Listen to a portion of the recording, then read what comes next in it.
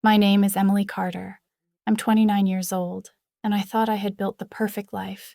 A software engineer in Austin with my own apartment, a six-figure salary, and the kind of independence most people only dream of. I believed Christmas would be about family, warmth, and celebrating together after a long year of hard work and sacrifice. But just 1 week before Christmas Eve, I accidentally overheard my own mother laughing into the phone, casually discussing their perfect plan, how they'd make me pay over $2,500 for the family feast, then lock me upstairs with 10 screaming children all night, while the adults enjoyed their grown-up Christmas with wine and laughter downstairs. In that devastating moment, I realized the brutal truth. I wasn't their daughter or even a family member in their eyes. I was nothing more than their free babysitter and walking ATM. That night, I made myself a promise that would change everything. No more silence, no more being their doormat. But here's what I want to ask you. When your own family betrays your trust this deeply, do you keep bowing your head and taking it? Or do you finally find the courage to stand up and reclaim your freedom? Stay with me, because what happened next turned their perfect Christmas into the nightmare they had planned for me. Looking back now, I can see the signs were always there. I just chose to ignore them because I loved my family too much to believe they could be so calculating. Growing up, I was the responsible one, the achiever, the daughter who never caused trouble. While my sister Laura was out partying through college, getting pregnant at 23 and dropping out, I was earning my computer science degree with honors, landing internships at tech companies, building the foundation for a career that would eventually pay six figures before I turned 30. But success, I learned, comes with a price when your family sees you as their personal ATM. It started innocently enough. Laura would call on Friday evenings, her voice sweetened with that particular tone she used when she needed something. "Em, could you watch Ethan and Lily this weekend? Just for a few hours while I run errands." Those few hours stretched into entire weekends, and those occasional favors became a standing expectation. Every Friday, like clockwork, my doorbell would ring, and there would be Laura with her two kids, overnight bags packed, already backing toward her car before I could even say hello. "Thanks, you're the best." "I'll pick them up Sunday night," she'd call out, and then she was gone, leaving me with a 9-year-old who treated my apartment like his personal playground, and a 7-year-old who cried for mommy every bedtime. My weekends, the precious time I used to spend hiking, meeting friends, or simply enjoying the peace I'd worked so hard to afford, vanished into a blur of cartoon marathons, mac and cheese dinners, and mediating sibling fights. When I finally worked up the courage to say something, to suggest that maybe Laura could find actual childcare, or at least ask rather than assume, the reaction was swift and brutal. Mom called within hours of my conversation with Laura, her voice dripping with disappointment. "Emily, I'm shocked. Laura is struggling as a single mother, and you're worried about your weekends? You don't have children. You don't have a husband to consider. What else could you possibly have to do that's more important than family?" Dad's approach was more direct. "Your sister sacrificed her education to give us grandchildren. The least you can do is help out. Family takes care of family, and that's not negotiable." The guilt settled into my chest like a stone. They painted my objections as selfishness, my desire for personal time as a character flaw. Slowly, I stopped fighting. It was easier to surrender my weekends than to endure the lectures about family duty and the subtle implications that my success somehow made me obligated to subsidize everyone else's choices. But the weekend babysitting was just the beginning. Soon, I was the default funding source for family emergencies. Laura's car broke down. Could I help with the repair bill? Mom and Dad wanted to renovate their kitchen. Surely I could contribute since I was doing so well financially. Ethan needed new school clothes. Lily wanted dance classes. The family needed a bigger Christmas celebration. And somehow, every solution involved my bank account. The most insidious part was how they made me feel grateful for the privilege of being used. "We're so proud of you, Emily," Mom would say as she handed me another bill to pay. "You're so generous, so successful. We knew you'd understand how important family is." They wrapped their exploitation in praise, making me feel selfish for even noticing the pattern. I found myself working longer hours, taking on freelance projects, skipping meals and social events to save money, not for my own dreams and goals, but to fund my family's expectations. My beautiful apartment, which I'd bought as a symbol of my independence, became nothing more than a free hotel for my sister's children and a place to store all the things I was buying for everyone else. The breaking point should have come earlier, but I was too deep in the pattern to see it clearly. I thought this was what love looked like: sacrifice without reciprocation, giving without receiving, supporting others at the expense of myself. I thought being the successful one meant being the responsible one, and being the responsible one meant saying yes to everything, no matter how it made me feel. As Christmas approached this year, I felt the familiar dread settling in. I knew what was coming: the elaborate dinner plans, the gift expectations, the assumption that I would handle all the logistics and most of the costs, while everyone else enjoyed the festivities. But this Christmas, they had something special planned for me, something that would finally open my eyes to exactly how my family saw me. Mom called in early December with her usual cheerful manipulation. "Emily, darling, we're so excited about Christmas this year. We're having the whole extended family over. All the cousins, the aunts and uncles, everyone. It's going to be magical." She paused, and I could hear the calculation in her silence. "Of course, with so many people, we'll need to do something really special for the food." I was thinking we could hire that lovely catering company downtown, the one that does those beautiful spreads. It would be about $2,500, but split among the family. It's really quite reasonable. I waited for her to mention how the cost would be divided, but the silence stretched on until I realized she was waiting for my response. "Mom, how exactly are we splitting this?" "Because $2,500 is more than reasonable. It's expensive." Her laugh was light and dismissive. "Oh, sweetheart, you know everyone else is struggling right now. Laura's got the kids to think about. Your father and I are on fixed income, and the cousins are just starting their families. You're the only one who's really established right now.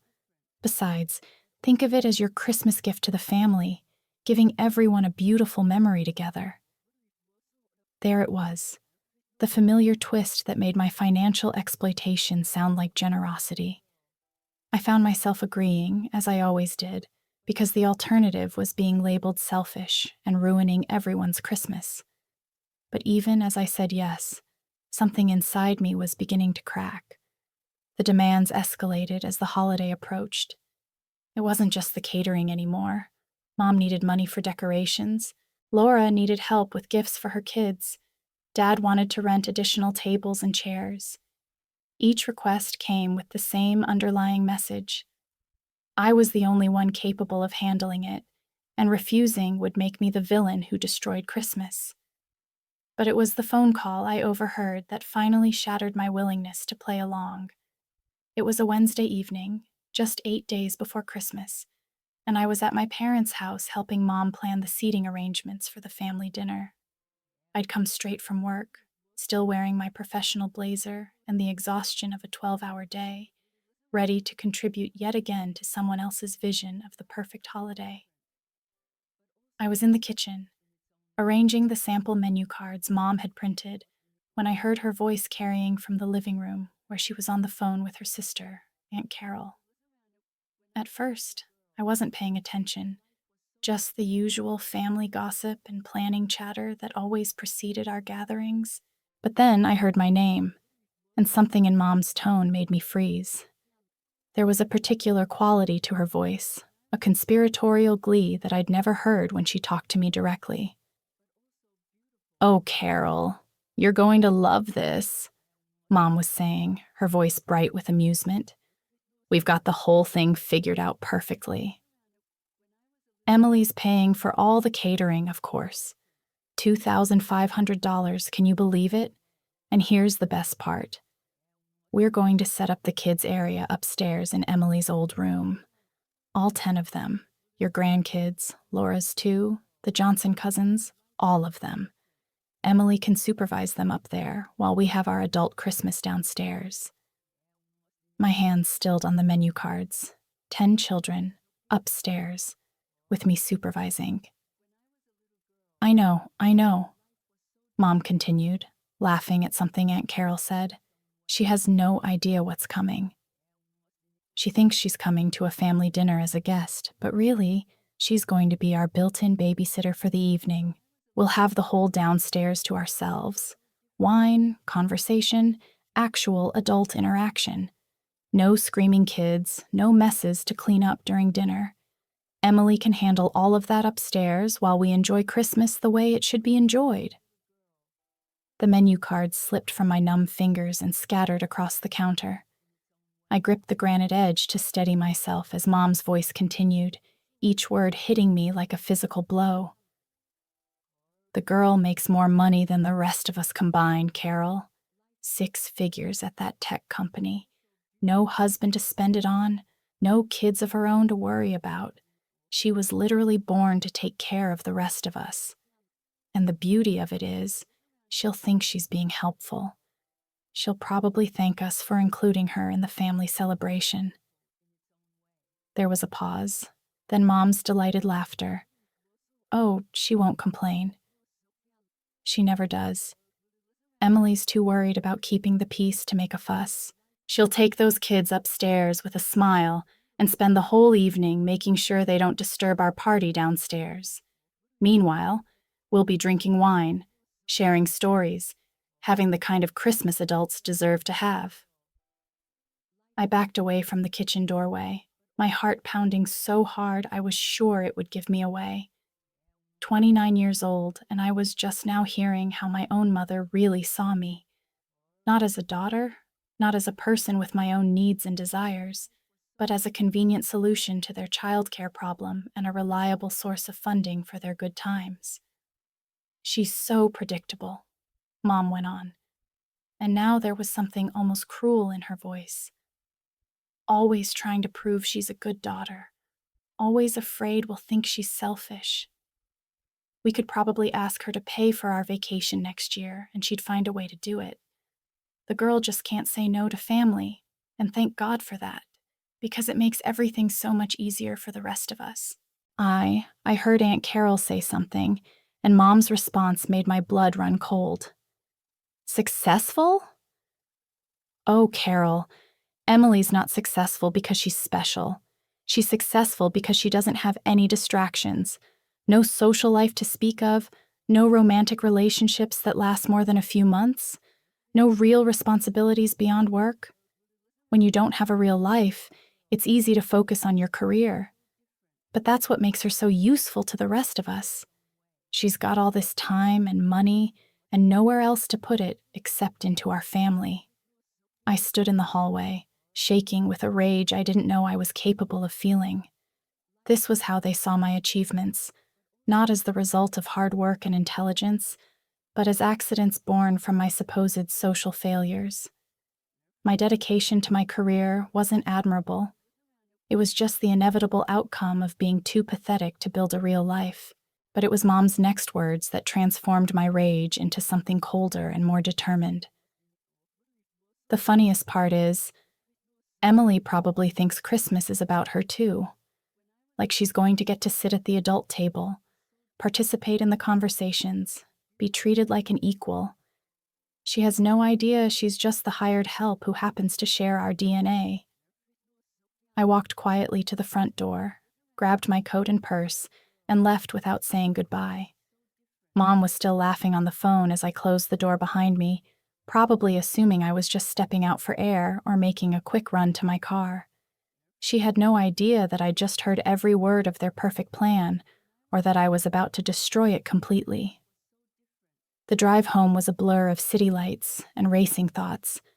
For the first time in years, maybe in my entire adult life, I felt completely clear about what I needed to do. The guilt that had controlled me for so long, the fear of being labeled selfish, the desperate need to maintain my place in the family, all of it evaporated in the face of their betrayal. They thought they knew me. They thought I was predictable, controllable, too weak to stand up for myself.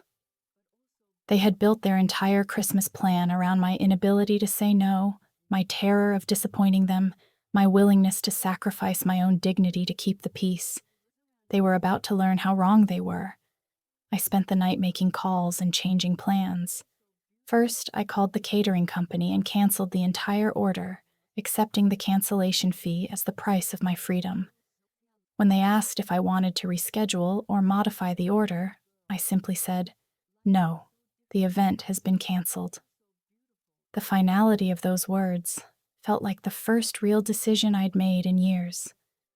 Next, I called Jessica, my college roommate who had moved to Colorado after graduation and had been inviting me to visit for 3 years. "Jess, that standing invitation to your family's Christmas cabin, is it still open?"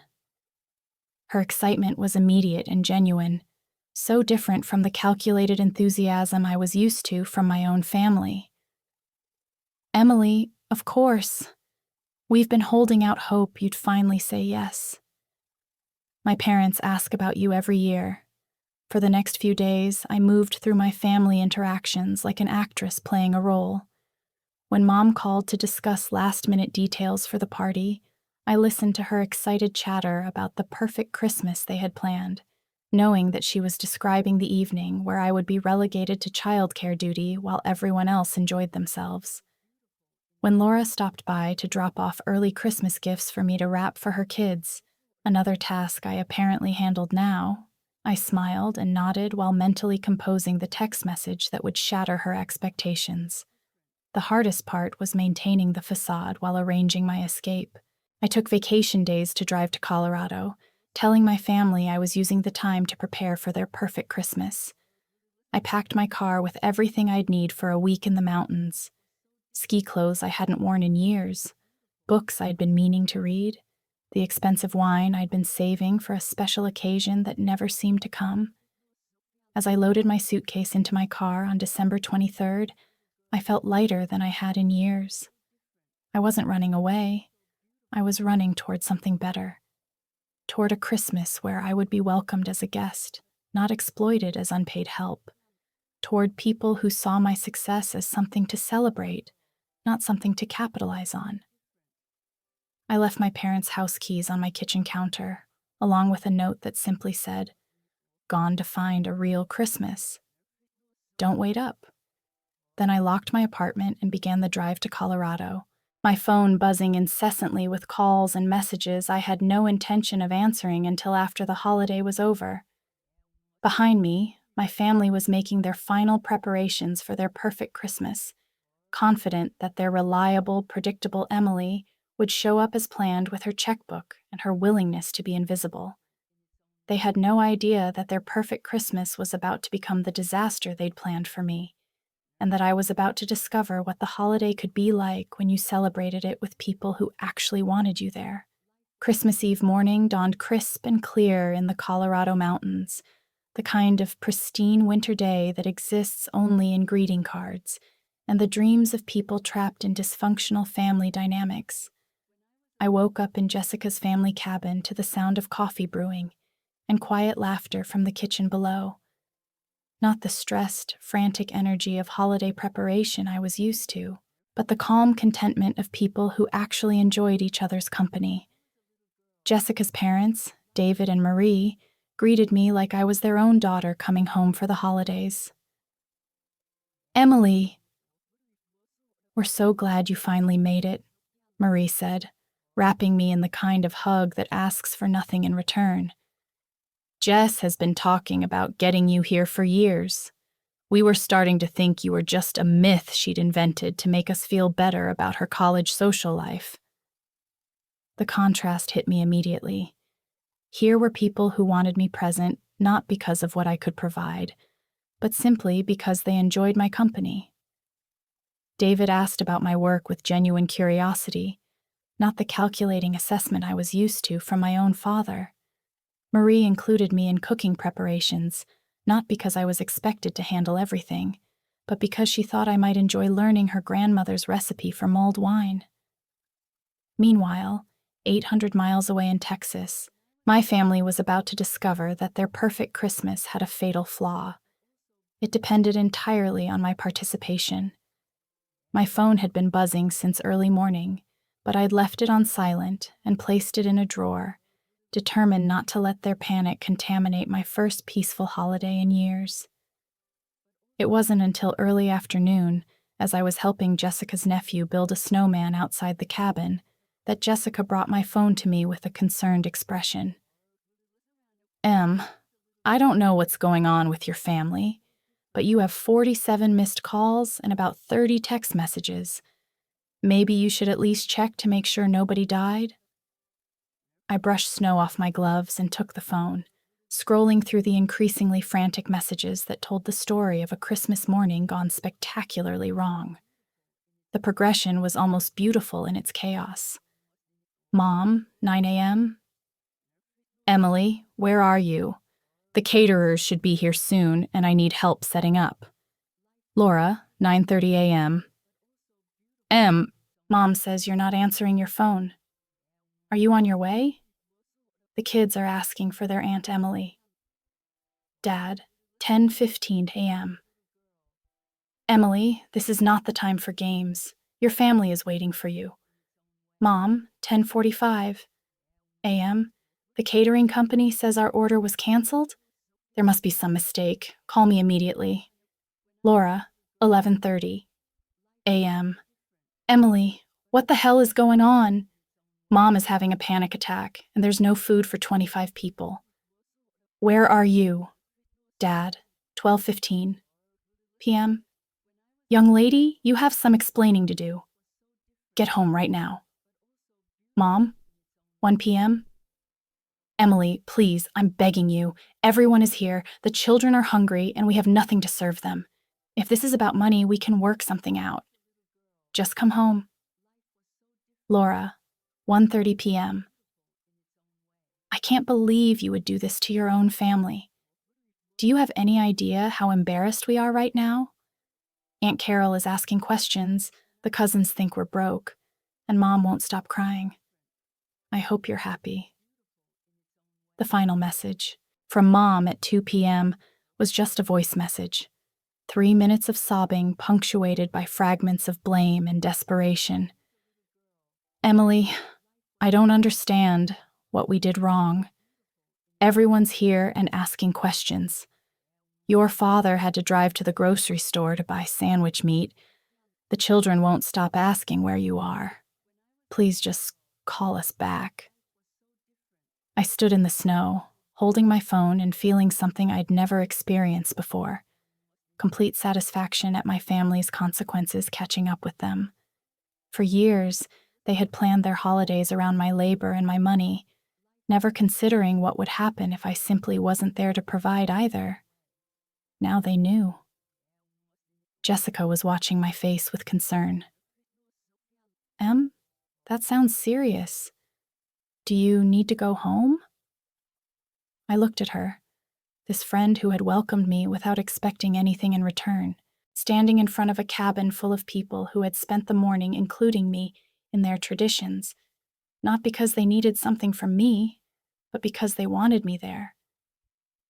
Then I looked back at my phone, at the messages from people who had noticed my absence only because it inconvenienced them. No, I said, and the word felt like freedom. I need to make one phone call, and then I'm going to help your dad with that fire he's building. I came here for Christmas, and that's what I'm going to do. I dialed Mom's number, and she picked up before the first ring finished. Emily! Oh, thank God, where are you? Everyone's here, and I know where everyone is, I interrupted, my voice calmer than I'd ever heard it. I also know exactly what you planned for me tonight. I heard your phone conversation with Aunt Carol last Wednesday, Mom. I heard every word about your perfect plan. How I was supposed to pay for everyone's dinner and then spend the evening upstairs babysitting 10 children while the adults had their real Christmas downstairs. The silence on the other end was deafening. In the background, I could hear the chaos of their ruined celebration. Children crying, adult voices raised in frustration, the general pandemonium of a family gathering gone wrong. Emily, honey, I think you misunderstood. I didn't misunderstand anything, I said. I heard you laugh about how predictable I am, how I never say no, how successful I am only because I don't have a real life to distract me from funding yours. I heard you tell Aunt Carol that I was born to take care of the rest of you, and that I'd probably thank you for the privilege of being your unpaid babysitter. Another silence, longer this time. When Mom finally spoke, her voice was small and defensive. You're taking this out of context. We're family, Emily. Families help each other. You're right, they do, I agreed. But help goes both ways, and respect is part of the deal. You turned me into your personal ATM and unpaid childcare service, and when I finally stood up for myself, you act like I'm the villain. Well, congratulations, Mom. You got your Christmas exactly the way you planned it, except you forgot that your plans depended on someone you'd spent years taking for granted. I could hear Dad in the background, his voice getting closer to the phone. Is that Emily? Give me that phone. No, Dad, I'm not finished, I said before he could take over the conversation. Laura, I know you're listening. For 3 years, you've dropped your kids off at my apartment every weekend without asking, just expecting me to rearrange my life around your convenience. You never paid me, never thanked me, never even asked if I had other plans. And Mom and Dad, you've turned every family gathering into a fundraising event with me as the sole donor. Birthday parties, holiday dinners, family emergencies. Somehow, the solution always involves my bank account and my free labor. Laura's voice came through the phone, sharp and angry. Emily, we needed help. That's what families do. No, Laura, that's what families do when one person lets them get away with it. But I'm done being your built-in solution to every problem. I'm done funding your social life and subsidizing your poor planning. Most of all, I'm done pretending that you're taking advantage of me as somehow proof of how much you love me. The background noise was getting louder. I could hear Aunt Carol asking someone what was happening, children demanding food, the general disintegration of their carefully planned gathering. It was everything they had tried to avoid by relegating me to childcare duty, except now they had no choice but to deal with it themselves. So here's what's going to happen, I continued, feeling stronger with every word. I'm going to have Christmas with people who actually want me here, not because of what I can do for them, but because they enjoy my company. You're going to figure out how to handle your own childcare, pay for your own parties, and solve your own problems. And maybe, if you can learn to see me as a person instead of a resource, we can talk about rebuilding our relationship on terms that don't require me to disappear myself for your convenience. Emily, you're being ridiculous. Dad's voice came through the phone. Get home right now and stop this childish tantrum. I laughed, surprising myself with the sound. Dad, I'm 29 years old with a successful career and my own home. I'm not throwing a tantrum. I'm making a choice. For the first time in my adult life, I'm choosing myself over your expectations, and it feels amazing. If you don't come home right now, don't bother coming home at all, he said, his voice carrying that familiar tone of ultimatum he'd used throughout my childhood to control my behavior. Okay, I said simply. I'll call you when you're ready to apologize and discuss how we can have a relationship based on mutual respect instead of one-sided exploitation. Until then, enjoy your Christmas. I know I'm going to enjoy mine. I ended the call and turned off the phone completely. Jessica was still standing beside me, her eyes wide with admiration. Holy shit, Em. I've never heard you talk to anyone like that. I've never had to, I said, but I should have done it years ago. The rest of Christmas Eve and Christmas Day passed like a dream I'd forgotten I was allowed to have. Jessica's family included me in every tradition, decorating cookies, playing board games, sharing stories around the fire. When they exchanged gifts, there was one waiting for me under the tree, a simple ornament with my name engraved on it and the year, along with a note from Marie. For Emily, who finally came home for Christmas. I cried when I opened it, not from sadness, but from the overwhelming relief of being somewhere I was wanted for myself, not for what I could provide. David noticed my tears and came over to sit beside me on the couch. You know, Emily, Jessica told us a little about your family situation. I hope you know that you're welcome here anytime, not just for holidays. Family isn't just about blood. It's about people who see your worth and celebrate it. On Christmas night, I called my voicemail to check the messages from home, curious about how the day had ended for them.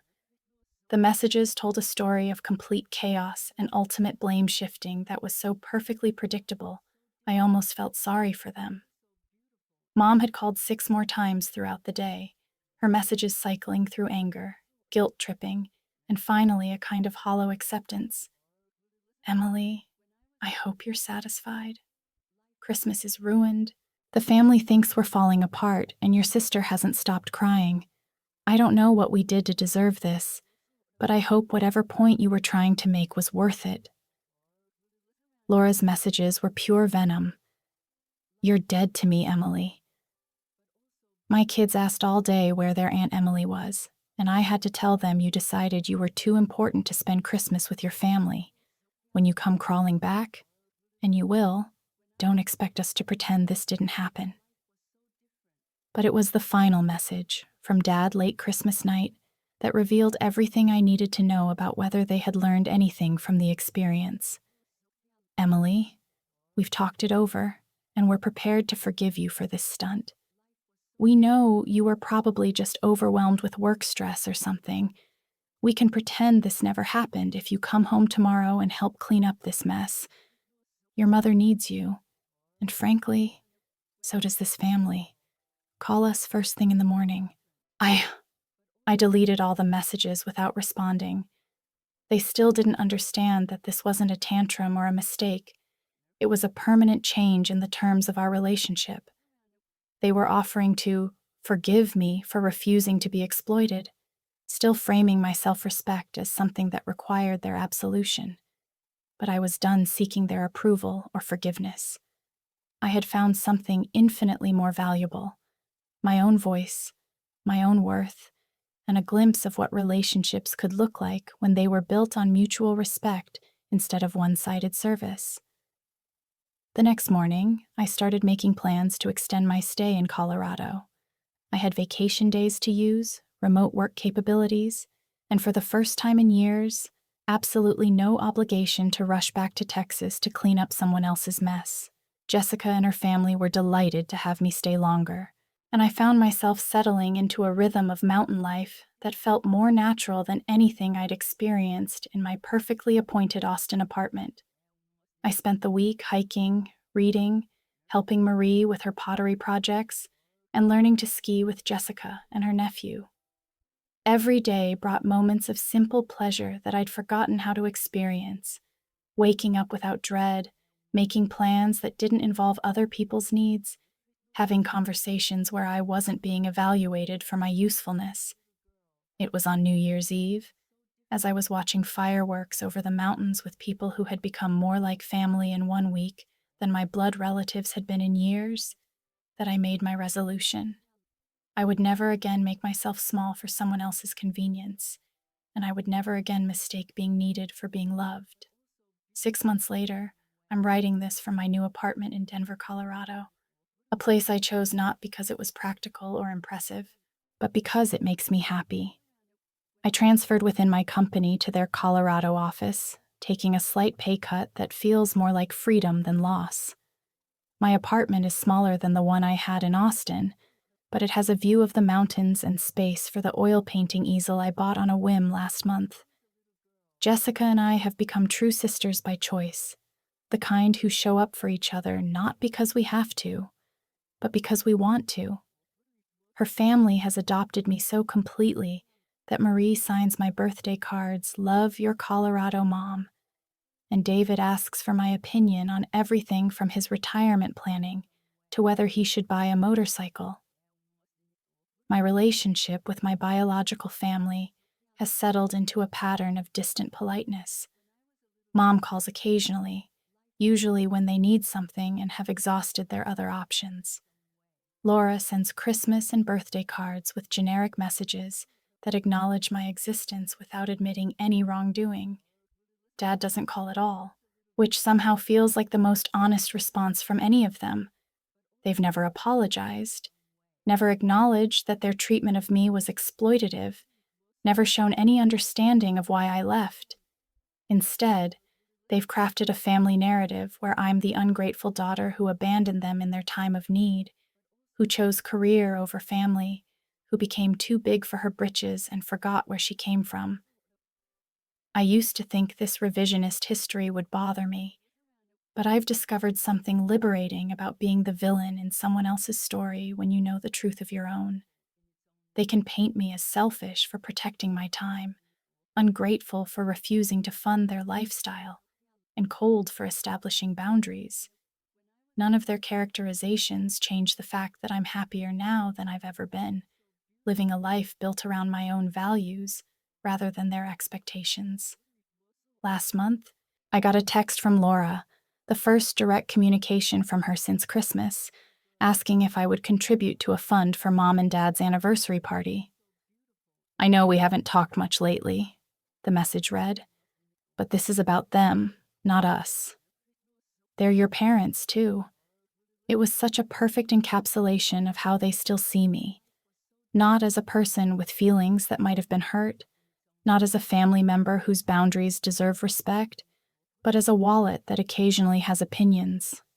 I didn't respond to the text, and I won't respond to the others that will inevitably follow. I've learned that some relationships can't be fixed because they were never relationships in the first place. They were arrangements, contracts where one party provided resources and the other party provided the illusion of inclusion. The hardest part wasn't walking away from the exploitation. It was accepting that they genuinely don't understand why I left. In their minds, I was lucky to be needed, fortunate to have a place in the family ecosystem, even if that place was defined by what I could provide rather than who I was. They'll probably never understand that being useful isn't the same as being valued, that being depended on isn't the same as being loved, and that gratitude can't be demanded. It can only be earned. But their understanding isn't required for my happiness. I've built a life surrounded by people who see me as complete in myself, who celebrate my successes without calculating how they can benefit from them, who include me in their plans because they enjoy my company, not because they need my services. I've learned to ski, started painting, joined a hiking club, and even gone on a few dates with men who seem genuinely interested in who I am rather than what I can do for them. My calendar is full of activities I chose, my bank account funds my own dreams, and my weekends belong to me. Sometimes people ask if I regret standing up to my family, if I miss the closeness we used to have. But the truth is, we never had closeness. We had dependence disguised as love, obligation masquerading as connection. What I miss is the illusion that I mattered to them, but I don't miss the reality of being taken for granted. The most unexpected gift of this whole experience has been discovering what real family feels like. Jessica's parents include me in their holiday planning not because they need me to fund it, but because they can't imagine celebrating without me. Her brother calls to ask my advice on his relationship problems, because he values my perspective, not because he needs me to solve his financial issues. Her nephew draws me pictures and saves them for my visits because he loves me, not because he's been told to be grateful for my presence. This Christmas, I'll be back in Colorado, helping Marie make her grandmother's cookies and learning David's secret method for perfect hot chocolate. There will be no calculations about who pays for what, no assignments of childcare duty, no expectations that I prove my worth through service. There will just be the simple joy of people who have chosen to love each other, gathering to celebrate that choice. If you're reading this and seeing pieces of your own story reflected back at you, if you're the one who always pays, always helps, always accommodates while everyone else takes, I want you to know that you're not imagining the unfairness. You're not being too sensitive or expecting too much. You're not selfish for wanting reciprocity in your relationships, or ungrateful for refusing to be taken advantage of. Family is supposed to be a place where you're loved for who you are, not what you can provide. Love doesn't come with price tags or conditions or expectations that you'll always be the giver while everyone else gets to be the receiver. Real love celebrates your boundaries rather than testing them, supports your dreams rather than dismissing them, and sees your worth as inherent rather than conditional. The people who truly love you will never make you choose between your self-respect and your place in their lives. They'll never frame your refusal to be exploited as selfishness or your need for reciprocity as unreasonable demands. They'll never make you feel guilty for wanting to be valued for who you are rather than what you can do. It took me 29 years to learn that saying no doesn't make you a bad daughter, sister, or family member. It makes you a person with boundaries. It took me even longer to understand that the people worth keeping in your life are the ones who respect those boundaries, who see them as a sign of your strength rather than a challenge to their authority. You don't owe anyone your silence, your bank account, your free labor, or your self-sacrifice. You don't owe anyone a relationship that requires you to make yourself smaller so they can feel bigger. And you certainly don't owe anyone your gratitude for the privilege of being used. What you owe yourself is the chance to find out what life looks like when you're surrounded by people who see your worth, celebrate your success, and love you without conditions. You owe yourself the opportunity to discover what relationships feel like when they're based on mutual respect rather than one-sided service. The family that's meant for you, whether it's the one you were born into or the one you choose, will never ask you to prove your love by disappearing yourself. They'll want you present, visible, and whole. They'll want to know your thoughts, celebrate your achievements, and support your dreams not because of what you can do for them, but because of who you are to them. If this story resonated with you, if you've ever been the family ATM or the built-in babysitter, if you've ever felt like your worth was measured by your usefulness rather than your humanity, I want you to know that you're not alone. There are thousands of us out here, the daughters and sons who gave until it hurt, who said yes until we forgot how to say no, who made ourselves indispensable and then wondered why we felt invisible. But here's what I've learned. You can change the story. You can rewrite the rules. You can walk away from relationships that require you to sacrifice your dignity for the illusion of belonging. It's scary, and it's hard. And sometimes it means starting over with people who don't share your DNA but do share your values. The family you deserve is out there, the one that will love you for showing up as yourself, not for what you bring to the table. The relationships you're meant to have are waiting, the ones where your boundaries are respected, your success is celebrated, and your presence is valued just because you're you. Don't wait for permission to claim them. Don't wait for the people who've been using you to suddenly see your worth. Don't wait for perfect timing or ideal circumstances. Your real family, the one that will see you, value you, and love you without conditions, they're out there waiting for you to believe you deserve them. And you do. You absolutely do. So here's my question for you. If not now, when? If not you, who? If not today, what are you waiting for? Your freedom is waiting. Your real family is waiting. Your authentic life is waiting. The only question is, are you ready to stop waiting too?